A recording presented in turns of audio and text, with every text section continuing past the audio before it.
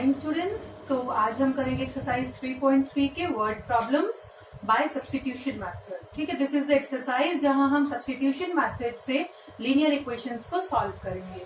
तो first part है the difference between two numbers is 26 and one number is 3 times the other, find them. हमारे पास दो number हैं, उनके बीच का डिफरेंस कितना दिया हुआ है 26। ठीक है, हमें दो इक्वेशन बनानी है दो वेरिएबल्स में। तो मान लो फर्स्ट नंबर है x और दूसरा नंबर है हमारे पास the second number is y। क्या दिया हुआ डिफरेंस बिटवीन देम इज 26। तो x माइनस वाई इज 26। देखो डिफरेंस वाले सम में ना आपने माइंड में मैंने लेट कर लिया है कि मेरा ना x बड़ा है y छोटा है, दिया तो नहीं हुआ है but I am letting it कि x मेरा बिग है और y जो है वो स्मॉलर नंबर है और माइनस करके कितना आ रहा है 26। Then one number is 3 times the other. तो क्या है जो बड़ा नंबर है, सेकेंड इक्वेशन बनेगी one number is 3 times the other. तो यहां से x is equal to 3y। This is the second equation, this is the first equation and this is the second equation. हमें क्या करना है, इन दोनों इक्वेशंस को सॉल्व करना है बाय यूजिंग सब्स्टिट्यूशन मेथड। ठीक है, यहां से देखिए x की value 3y as it is हम इसमें पुट कर सकते हैं फर्स्ट इक्वेशन में। Put this in first equation. तो x की जगह अगर मैं 3y पुट करती हूँ minus y 26, 2y is 26 and y is 13। तो I am getting y equal to 13। तो यहां पुट कर रही हूं मैं, put in second equation x is equal to 3 into 13, तो यू विल बी गेटिंग 39। तो आपके पास दो नंबर्स आ चुके हैं, x is equal to 39 and y is equal to 13। अब चेक कर लेते हैं अकॉर्डिंग टू द क्वेश्चन हमारी ये वैल्यूज ठीक है क्या। डिफरेंस इनके बीच में 26, क्या दोनों को माइनस करके 26 आ रहा है? Yes. And one number is 3 times the other. ये जो है 13 3 जा 39 होता है ना, तो एक नंबर दूसरे का 3 टाइम्स है। तो ये हमारा आंसर आ चुका, हम सॉल्व कर चुके हैं इसको यूजिंग द सब्स्टिट्यूशन मेथड। ठीक है, come to the second question. Larger of two supplementary angle. Supplementary angles कौन से होते हैं? सबसे पहले दो एंगल्स जिनका सम 180 होता है। ठीक है, तो मैं क्या लेट कर रही हूँ, सपोज कर रही हूं मैं, सपोज या लेट कर सकते हैं the angles be x and y. मैंने दो एंगल ले लिए एक्स और वाई। तो पहली इक्वेशन सप्लीमेंट्री नाम आ गया, इसका मतलब फर्स्ट इक्वेशन क्या होगी, x plus y is 180। This is the first equation. इसके बाद क्या बोला इसमें, larger of the two supplementary angles. इनमें से एक बड़ा होएगा एक छोटा होएगा। तो जो बड़ा है ना एक्सीड्स द स्मॉलर, एक्सीड्स का मतलब ज्यादा है छोटे वाले से, बाय 18। जो बड़ा एंगल है वो छोटे वाले से 18 डिग्री ज्यादा है। तो अगर मैं बड़े एंगल में से स्मॉलर एंगल को माइनस करूंगी तो मुझे 18 मिलेगा, इसका मतलब ये है। ठीक है, अब इसमें भी हमें ना बिग और स्मॉल नहीं दिया हुआ है, मैं अपने मन में लेट कर लेती हूँ कि x मेरा बड़ा है। ठीक है, तो second equation is x minus y is 18। This is the first equation, this is the second equation. तो आप कहीं से भी फर्स्ट से या सेकेंड से जहां से आप इजीली वैल्यू निकाल सकते हैं x की या y की, वहां से निकाल लीजिए। मैं सेकेंड इक्वेशन से ले रही हूँ x is equal to 18 plus y and put it in first equation. तो फर्स्ट में मैं x की वैल्यू 18 प्लस वाई पुट कर रही हूँ, x की जगह आ गया 18 प्लस वाई प्लस वाई।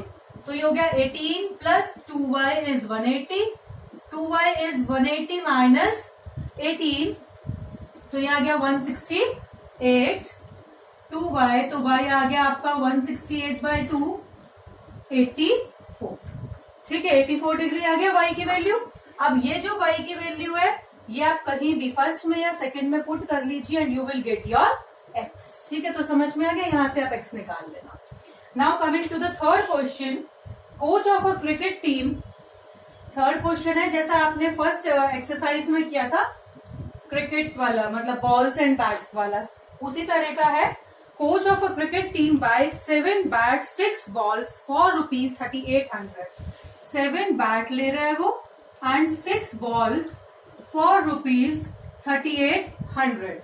उसके बाद she buys 3 bat 5 balls, 3 bat 5 balls for rupees 175 and 0। ठीक है, find the cost of each bat and each ball. हमें एक बैट और एक बॉल की कॉस्ट निकालनी है, तो मैं लेट कर लेती हूँ cost of one bat x और एक बॉल की कॉस्ट हो जाएगी y रुपीज। ठीक है, तो फर्स्ट इक्वेशन जो है हमारी according to question, first equation is 7 bat तो 7x हो जाएगी, 6 बॉल्स तो 6y हो जाएगी, तो 7x plus 6y is 3800 and second is 3 bats 5 balls, तो 3 bats 5 balls 1750।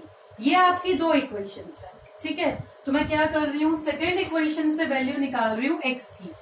3x is equal to 1750 minus 5y, x आ जाएगा 1750 माइनस 5y बाय में 3।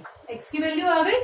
अब इस x की वैल्यू को मैं पुट कर रही हूँ फर्स्ट वाले में and you will get your answer. ठीक है, आप इसको खुद सॉल्व कर लेना। देखो ऐसे पुट करना है इसको, 7 इंटू में 1750 माइनस 5y बाय में 3 प्लस में 6y इज इक्वल टू 3800। फिर क्या करना है, आपको इसका एलसीएम लेना है, अपॉन में 1 करके इसका एलसीएम ले लो एंड आपके पास y की वैल्यू आ जाएगी। After that you will calculate the value of x। ठीक है, तो हम चलते हैं इसके नेक्स्ट पार्ट जो कि है question number 4। The fourth question is taxi fare in a certain city consists of fixed charge together with a charge for distance covered। Taxi fare किस तरह से है, वो ना दो चार्ज लेता है। एक तो उसका फिक्स चार्ज है, फर्स्ट इज फिक्स चार्ज, और एक है चार्ज फॉर पर किलोमीटर। फिक्स चार्ज का मतलब उसकी टैक्सी में बैठने का आपको देना पड़ेगा, मतलब अगर आप एक बार बैठ के उतर भी गए ना तो भी आपको देने पड़ेंगे। ठीक है, वो तो है उसका फिक्स चार्ज। फिर है चार्ज पर किलोमीटर, 1 किलोमीटर जाएंगे तो इतना, 2 किलोमीटर जाएंगे तो ट्वाइस ऑफ दैट। इस तरह से मान लो फिक्स चार्ज है आपका x रुपीज और चार्ज पर किलोमीटर है y रुपीज। ठीक है, मतलब ये x तो देने ही देने पड़ेंगे आपको टैक्सी में बैठने के। और फिर ये y जो है ना, मान लो 5 रुपए है, 5 रुपए पर किलोमीटर, तो 1 किलोमीटर जाओगे तो 5 रुपीज आपको देना पड़ेगा। उसके बाद 2 किलोमीटर जाओगे तो 5 2 जा 10, 3 जाओगे तो 5 3 जा 15। और ये आपके फिक्स चार्ज है, मान लो ये 50 रुपए है, तो 50 रुपए तो आपको देने ही देने हैं, चाहे आप यहाँ से मतलब 10 मीटर्स तक गए हो। बैठने के चार्ज है वो तो 50 रुपए। इसके बाद पर किलोमीटर का चार्ज है। ठीक है, ये समझ में आ गया फिक्स चार्ज एंड ये जो होता है पर kilometre. Now it is saying that for a distance of 10 kilometres charge is 105।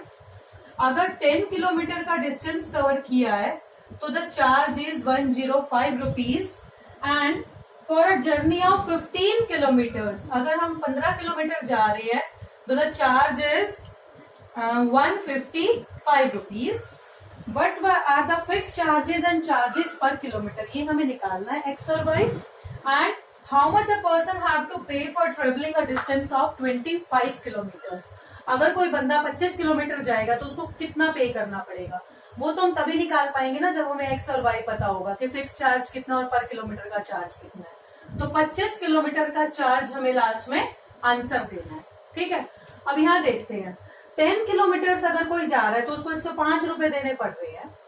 According to question 10 kilometre जाने का मतलब क्या है, पहला तो टैक्सी में बैठने का उसको देना पड़ेगा x, और जितने किलोमीटर वो जा रहा है वो y के हिसाब से देने पड़ेंगे पर किलोमीटर के हिसाब से, तो 10y, ये टोटल कितना हो जाएगा 105। ठीक है, सिमिलरली अगर कोई 15 किलोमीटर जा रहा है तो पहला तो x तो देना ही पड़ेंगे क्योंकि टैक्सी में बैठा है वो। उसके बाद 1 किलोमीटर के y रुपीज है तो 15 किलोमीटर के कितने हो जाएंगे 15y, टोटल करके कितना आ गया 155। These are the two equations, first and second, ये दोनों आपको सॉल्व करनी है and you will get the value of x and y। ठीक है, सब्स्टिट्यूशन मेथड से हम इसको सॉल्व करेंगे। तो मैं फर्स्ट इक्वेशन से x की वैल्यू निकाल रही हूँ, x is equal to 105 minus 10y।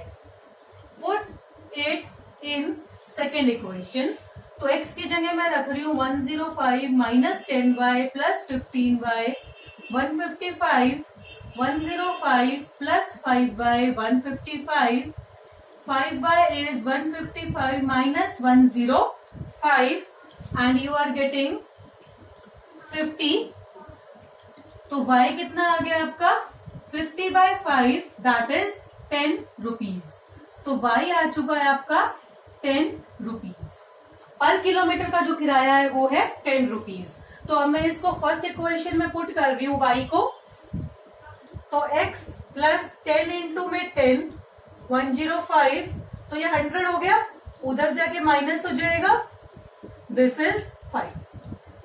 तो x is 5 rupees and y is 10 rupees. ठीक है, तो समझ में आ गया ये.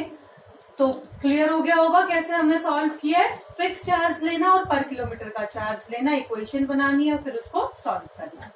Now moving on to the next question. A fraction becomes, हमारे पास जो है next question, this was the fourth part and now we are doing the fifth part. Fifth part is a fraction becomes 9/11. जैसे fraction की बात होती है ना, तो फ्रैक्शन में एक न्यूमिनेटर होता है और एक डिनोमिनेटर होता है. ठीक है, तो पहले मैं उसको लेट कर लेती हूँ. क्वेश्चन नहीं पढ़ रही हूँ. Let numerator is x, denominator is y. तो फ्रैक्शन क्या बन गया आपका x/y. फ्रैक्शन बना लिया हमने. इसके बाद क्वेश्चन पढ़ते हैं.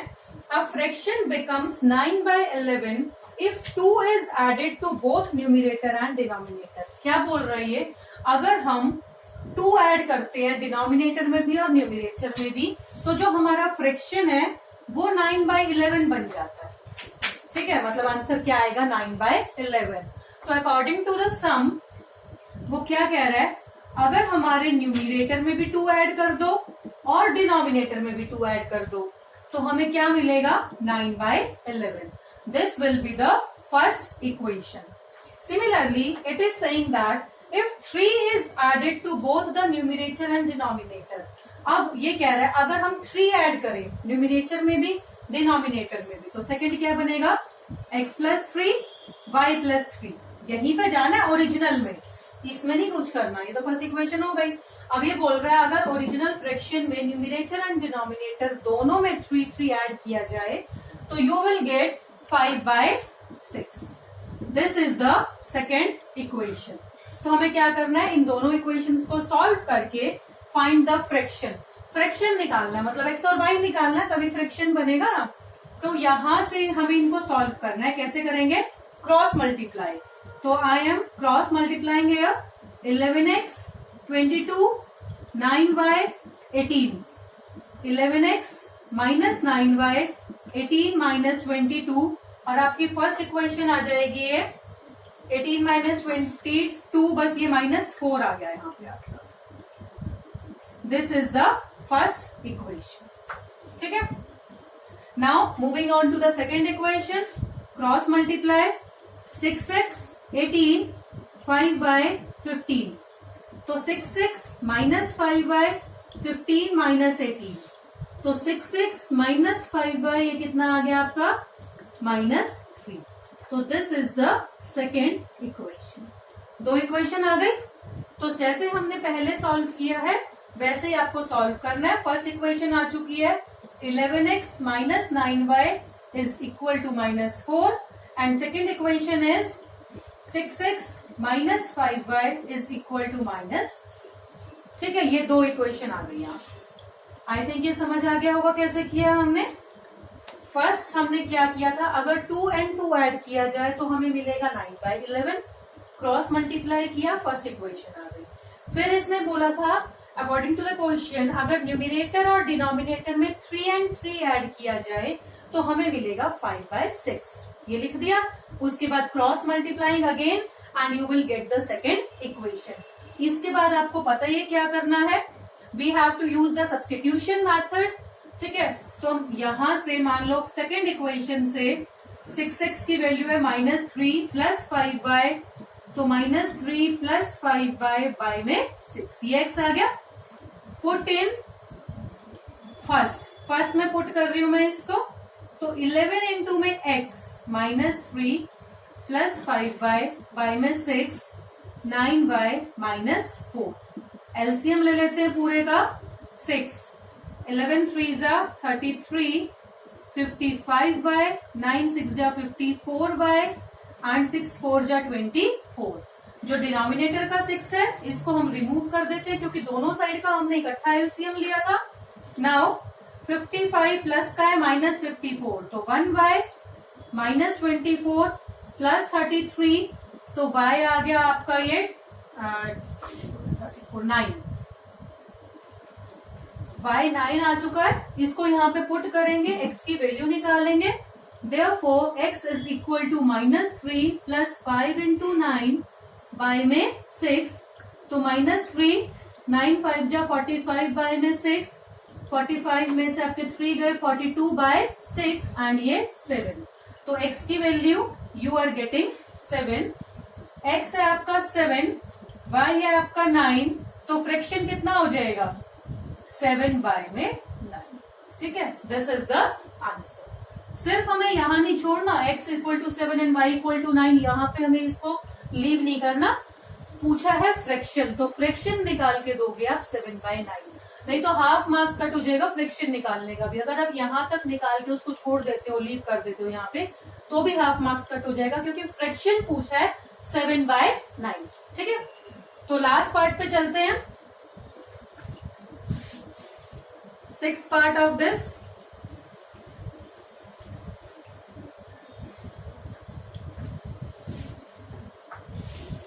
सिक्स्थ पार्ट है 5 years hence the age of Jacob will be 3 times that of his son।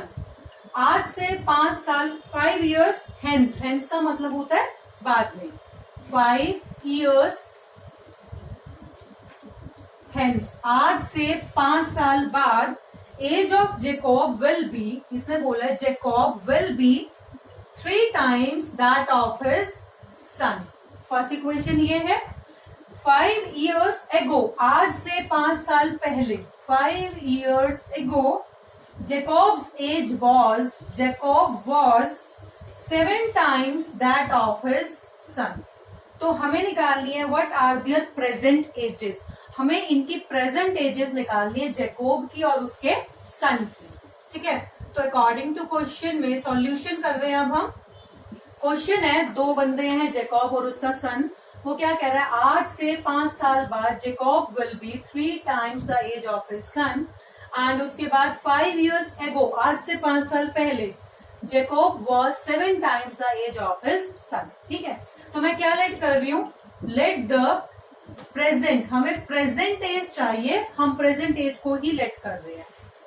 Present age of Jacob x और उसके सन की वाई। ठीक है, अब 5 साल पहले जेकोब की एज कितनी थी, यहाँ पे कितनी आ जाएगी जेकोब की एज, x -5। ठीक है, देखो फर्स्ट इक्वेशन बना रही हूं मैं, जेकोब की एज 5 साल पहले कितनी होएगी, x -5 विल बी 3 times उसके बेटे की एज, और वो भी 5 साल पहले। अगर आज उसका बेटा y years का है तो 5 साल पहले कितने साल का था, y -5। तो ये इक्वेशन आ गई, इसको सॉल्व कर लेते हैं। x -5 3y -15, x -3y is -15 plus 5, x -3y is -10। तो this is the first equation. Now moving on to the second equation, ये जो है आपकी 5 years फ्रॉम नाउ एगो, 5 साल पहले, okay sorry this was 5 years hence. दोबारा करते हैं इसको, प्रेजेंट एजेस है जेकोब की x और उसके बेटे की y। ये इक्वेशन है 5 साल बाद की, हेंस का मतलब मैंने बात बताया था ना, एगो होता है पहले। तो आज से 5 साल बाद हम चलते हैं, जेकोब की एज कितनी होएगी, x + 5 is equal to 3 times उसके बेटे की एज कितनी होएगी, y + 5। ठीक है, तो this is the first equation. अब इसको सॉल्व कर लेंगे, x + 5 3y + 15, x - 3y 15 - 5, 15 - 5 कितना आ जाएगा, 10। तो ये आपकी आ गई फर्स्ट इक्वेशन। अब हम सेकेंड पे चलते हैं। 5 years ago, 5 साल पहले जेकोब वॉज, तो 5 साल पहले तो जेकॉब x माइनस 5 का होगा, is equal to 7 times the age of his son. Son की एज 5 साल पहले कितनी थी? y minus 5। तो ये आपकी सेकेंड इक्वेशन है। x minus 5, 7y 35, x minus 7y minus 35 plus 5, तो ये कितना आ जाएगा आपका? Minus 30। This is the second equation. ठीक है, एक इक्वेशन ये आ गई आपकी और एक आ गई। इन दोनों को हमें सॉल्व करना है by using the substitution method. यहां बता देती हूँ मैं आपको सब्स्टिट्यूशन मेथड इसका। ये देखिए, first equation is x minus 3y is 10 और सेकेंड है x minus 7y is minus 30। तो फर्स्ट ये जो आपकी सेकेंड इक्वेशन है और ये फर्स्ट है, सेकेंड इक्वेशन से x की वैल्यू आ गई माइनस 30 प्लस 7y। इसको मैं पुट कर रही हूँ फर्स्ट में, पुट इन फर्स्ट इक्वेशन। तो आ जाइए फर्स्ट पे, x मतलब माइनस 30 प्लस 7y, ये x हो गया, minus 3y is equal to 10। Now 7y minus 3y तो 4y, 10 इधर जाएगा तो ये हो जाएगा plus 30, 4y is 40 and y is equal to 10। तो y 10 आ चुका है, आप इसको कहीं भी पुट कर लीजिए, फर्स्ट में या सेकेंड में। मैं इसको फर्स्ट में पुट कर रही हूं, तो x minus 3 into 10 is 10, x is equal to 10 plus 30 that is 40। ये आपका x है। ठीक है, दोनों वैल्यूज आ गई। x क्या था हमारा? एज ऑफ जेकॉब, हमने जेकॉब की एज लेट की थी, ये हो गया आपका 40 years and his son is 10 years. Check कर लेते हैं अकॉर्डिंग टू द क्वेश्चन।